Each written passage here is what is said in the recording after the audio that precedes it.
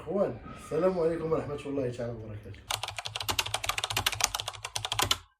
هو بالنسبه لهاد الحمام اللي غتشوفوا دابا هنايا غادي سميتها الحمام الجاكوبان. هاد الحمام الجاكوبان باش كيتميز بهذاك الراس ديالو ما كيبانش، عنده بحال ديك التشويكه، هذا كيتسمى حمام ديال الزينه، حمام ديال الديكور. المواصفات كيفاش قلت لكم الاخوان ديال هاد الحمام ديال الحمام اللي سموه الجاكوبان، هذا المواصفات ديالو شنو خاصو يكون عنده ديك التشويكه عاليه، الراس ديالو ما كيبانش وما كيقدرش يطير. الوغ فاش كنبغيو نزوجوا هاد الطائر هذا، شحال من واحد غايقول لك كيفاش كياكل، كيفاش كيشرب، كيفاش كيتزوج.